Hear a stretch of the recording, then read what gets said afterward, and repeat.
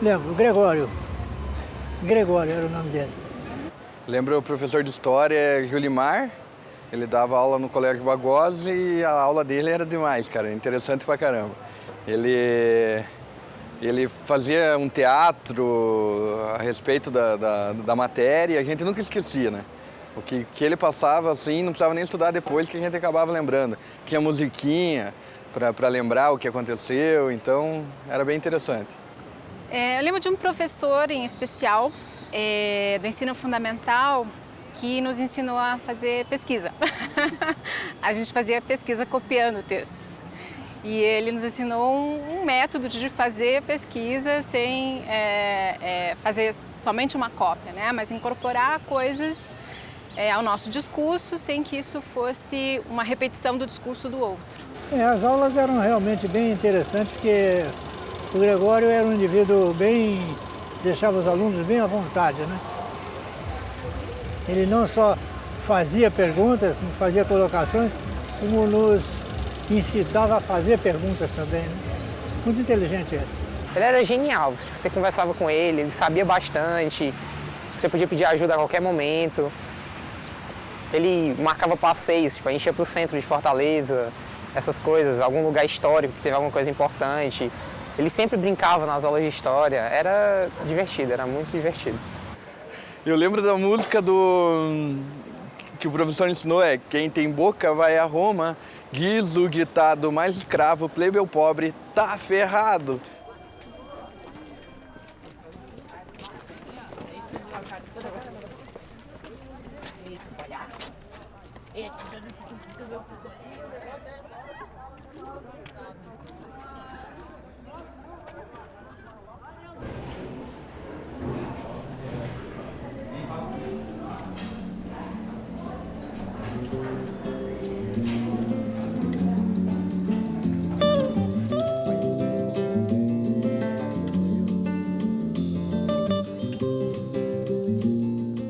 Bom, meu nome é professor Ítalo. Já comecei como professor Ítalo. É até legal falar assim que a gente se sente professor, faz parte da vida da gente. A gente vai incutindo essa questão de ser professor. Meu nome é Sônia Briche, sou professora do Colégio Bento Munhoz da Rocha Neto, leciono desde 1990. Fiz a minha faculdade na Faculdade de Estudos Sociais Espírita. E escolhi, História porque eu gosto muito, e o que me incentivou a isso foi uma professora que eu tive no ensino médio. Meu nome é Ederson Prestes Santos Lima, sou formado em História pela Universidade Federal do Paraná, tenho mestrado na área de História, no qual eu estudei liberalismo no estado do Paraná, e atualmente desenvolvo pesquisa de doutorado na área de educação com arquitetura escolar e fotografias escolares. Atualmente trabalho profissionalmente no Instituto Federal do Paraná com alunos de ensino médio e ensino profissionalizante. Minha opção pelo curso de História, ela está muito ligada ao passado da militância que eu tive dentro da igreja. E o curso de História era fundamental na época, porque para você construir uma nova sociedade e transformar, você precisa ter noção daquilo que existe, daquilo que existiu antes da formação, para entender o processo que levou a gente a uma ditadura militar. E naquele momento as leituras deu uma ideia muito grande, uma bagagem muito grande. E quando eu olhei para o curso de História, foi tiro e queda, me apaixonei. Tendo como primeiro momento a descoberta da sala de aula como local onde eu me realizava como cidadão, como professor, a segunda questão era, eu gosto de ser professor, mas gosto de lecionar o quê? Então eu fui resgatar as minhas aulas de ensino médio e ensino fundamental. E aí, durante alguns anos, eu fiquei na dúvida entre História e Geografia. Então, eu acredito a importância do ensino fundamental e médio, porque no momento da minha decisão profissional, eu fui buscar lá nos meus 12, 13 anos, 14 anos de idade, quais as disciplinas que eu tinha afinidade. E aí a História despontou como a disciplina realmente que me chamava a atenção nos bancos escolares.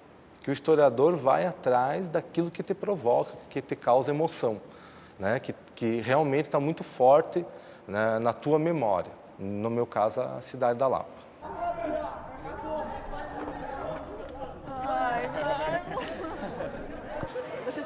professora? Não. É porque acho que é muita pressão em cima do... Por causa de muitos alunos, assim, tem, sei lá, eu vejo dentro do colégio tem muita falta de respeito, assim. Ah, não. Ah, eu acho que, sei lá, sofre demais, mano.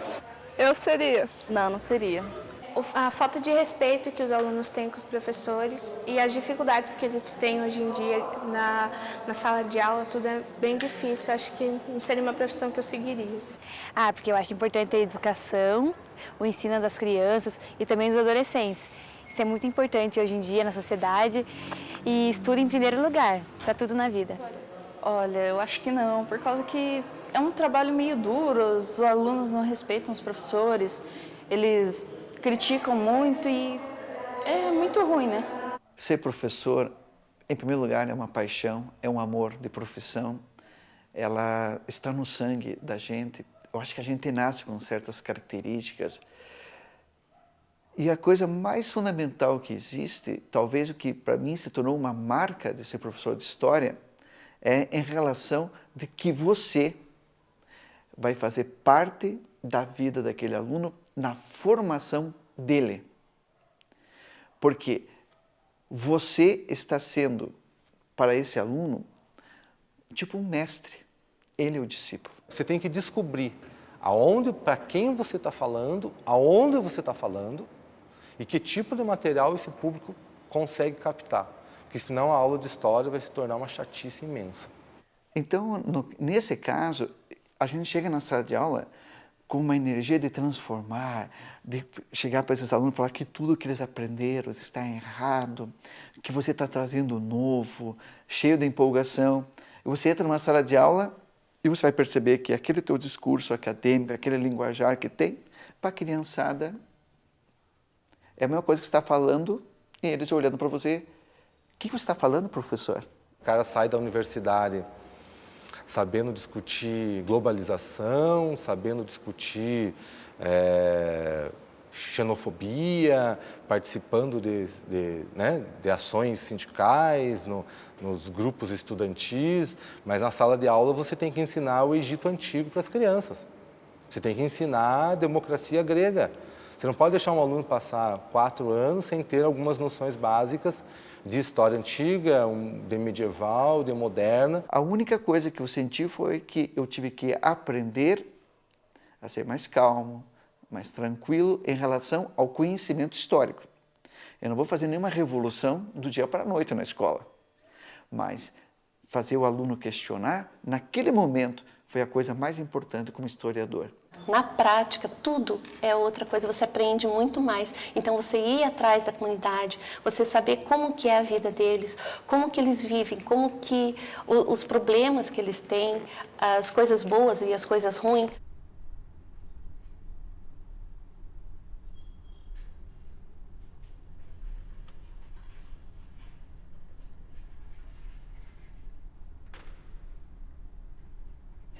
Então, você tem que trabalhar, sim, com o uso da mídia, com aquilo que tem, porque é o material que ele utiliza. O meu aluno, ele não lê um livro, mas ele fica um grande tempo no computador. Então, esse é o recurso que eu tenho que usar com ele, a imagem. A cada tema, existe uma mídia. Vou trabalhar ditadura militar. Pô, o cinema tem N opções de trabalhar, com filmes, com pedaços de filmes, né, que você pode ilustrar, além de fotografias, além de cartazes, além de tirinhas, etc. Onde que entra a questão da mídia atual?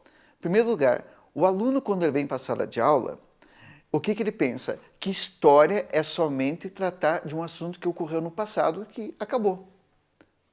Eles têm que compreender hoje que essa mídia que tem aí é muito rica. Mas como é que você faz a interpretação? Porque a história você faz em cima daquilo que você tem.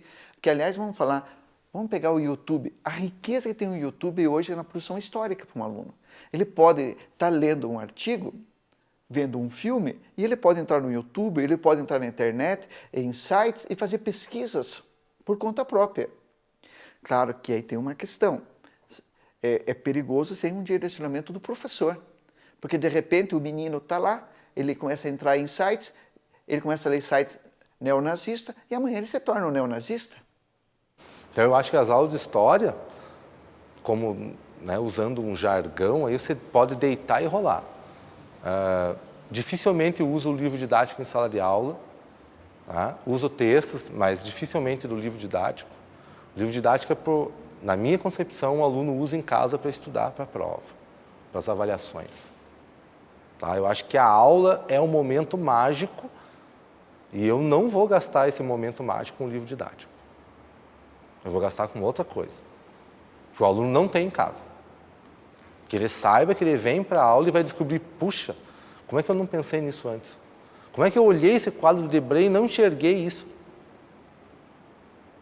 Aí o cara sai, ufa, essa aula de história valeu a pena. Quando você põe isso para valer, aí você, puxa, valeu a pena ser professor de história.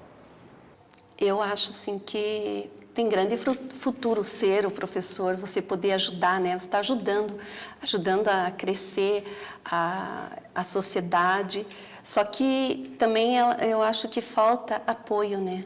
Incentivo, mais incentivo. Então tem muitos professores que ficam com aquela falta de incentivo, de fazer mais, procurar mais. Por quê? Porque a política, né, fala uma coisa, vamos fazer isso, vamos melhorar aquilo, e na verdade só é falado, né? Olha, em relação à questão da educação no Brasil, não existe saída se não for investimento alto. 12% do PIB. Está em lei federal que até hoje não foi aprovado, né? Tá aprovado, não é que está aprovado, está na gaveta, porque alguém não quer tirar da gaveta para aprovar. Se não tiver recursos, não adianta nada. Sem dúvida, o Estado ele tem um papel fundamental na educação brasileira. Ele tem uma porcentagem, né, talvez aí mais de 2/3 dos estudantes brasileiros estão em escolas públicas. Mas, mesmo estando nessas escolas públicas, eu estive em escolas estaduais e federais, nós temos dificuldades. Né? E isso não é só culpa do Estado. Né? O Estado, sem dúvida alguma, ele é reflexo da sociedade que o mantém. Quer dizer, o Estado ele é produzido e é mantido até financeiramente por essa sociedade. Então, se esse Estado não consegue manter uma educação de altíssimo nível, é porque a sociedade também não faz questão disso.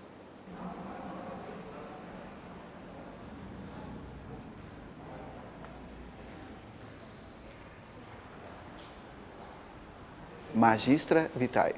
A história é mestre da vida, assim, porque ensinar é aprender sempre. Então, não deixa de ser, né? Você é um mestre sempre. Sempre está caminhando, sempre está junto.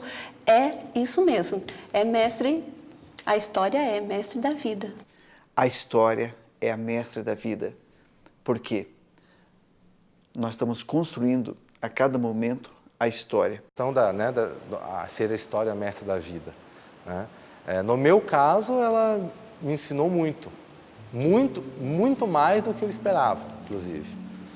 Eu entrei com uma perspectiva no meu curso de História e creio que eu ganhei muito mais do que eu esperava. Acho que ela ampliou muito os meus horizontes, né? E a minha ação como cidadão.